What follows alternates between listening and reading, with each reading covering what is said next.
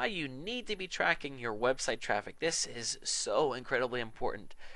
Let's talk for a minute about advertising in newspapers and how frustrating it can be, honestly, because you spend a lot of money on an ad and you have no idea how many people are picking up the newspaper, how many are actually looking at that page, how many are reading it and half thinking about it, how many of them read it and think, I'm going to check it out, but then they forget. It's very hard to track. With a website, we can track amazing things. It's something when I talk to people that don't realize that this is in place, their jaw drops to the floor when they realize what they can really be doing to learn more about their site. Fortunately, the tracking is actually free. Google Analytics is the company that runs it. Of course, obviously it's ran by Google, and it's really, really good. It's a simple line of code that you just place on your site. You can get your webmaster to do it, and before you know it, you can be tracking a ton of things. You can be tracking how many visitors you receive daily, monthly, where your visitors are coming from, what pages the visitors are viewing, where the visitors are located, what country they're from, what part of the country they're from, what pages visitors are leaving your site from, and a lot more. Essentially, what this allows you to do is look at the performance of your website and track it.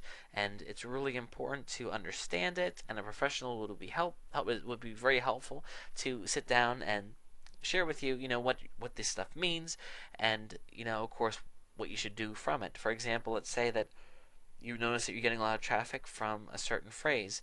I can give you a practical example here. Actually, there was a business that I was working with, and they had a spot. It was a restaurant, and they had a spot on their website for a menu, but they didn't have their menu there.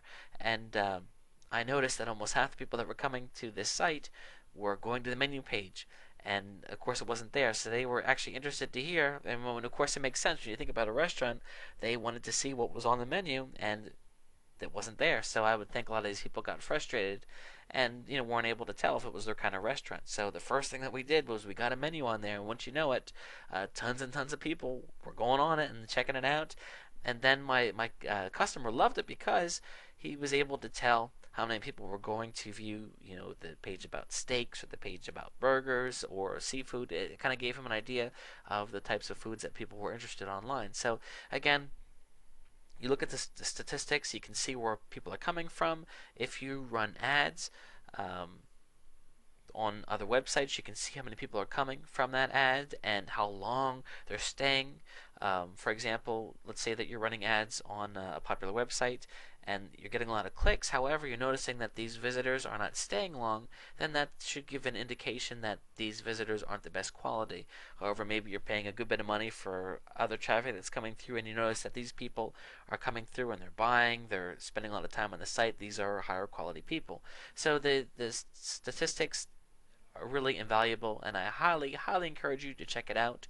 Google Analytics is the site, and a professional would be happy to sit down with you and talk about how we can help you understand this and, of course, obviously take it to the next level.